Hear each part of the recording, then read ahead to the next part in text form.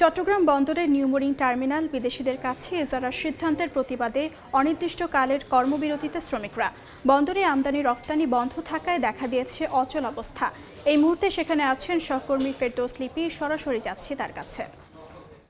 শ্রমিক সংগঠনগুলোর ডাকা অনির্দিষ্টকালের যে কর্মবিরতি, সেটাতে আমরা দেখেছি সকাল থেকে বন্দরের যে কার্যক্রম সেগুলোর অচল অবস্থা। কোনো টার্মিনালে কিন্তু কাজ চলছে না, শ্রমিকরা কাজে যোগ দেননি এবং বিশেষ করে টার্মিনালগুলোতে যে জাহাজ থেকে পণ্য ওঠানামা হ্যান্ডেলিং সেগুলো বন্ধ রয়েছে। অপারেটর যারা আছেন তারা যোগ দেয়নি, ফলে যন্ত্রপাতি চলছে না। এমনকি পণ্য বা কন্টেনার ডেলিভারির কাজ সেটাও বন্ধ রয়েছে। অফডক থেকে যে কন্টেনার পরিবহন সেটাও বন্ধ, অর্থাৎ বলতে পারি যে পুরোপুরি অচল অবস্থা চট্টগ্রাম বন্দরের। তবে আমরা বন্দরের বিভিন্ন গেইটে আইনশৃঙ্খলা রক্ষাকারী বাহিনীর যে সতর্ক অবস্থান সেটা দেখতে পেয়েছি এবং বন্দর শ্রমিক যারা আছেন, বিশেষ করে যারা নেতারা আছেন, তারা বলছেন যে শ্রমিকরা এবং কর্মচারী যারা আছেন তারা কিন্তু স্বতঃস্ফূর্তভাবে এই আন্দোলনের সাথে সংহতি প্রকাশ করেছেন এবং বেশিরভাগ শ্রমিকই কাজ করছেন না। এবং আপনারা জানেন যে চট্টগ্রাম বন্দরে কিন্তু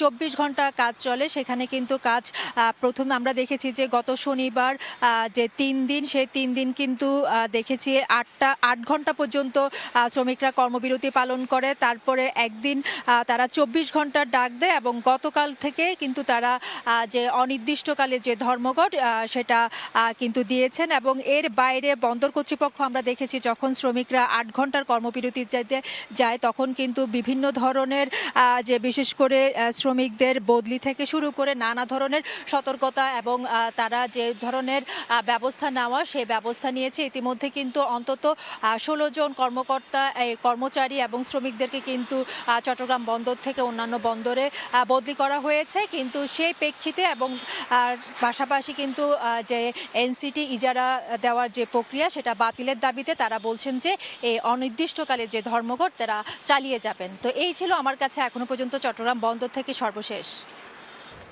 যুক্ত ছিলাম চট্টগ্রামে।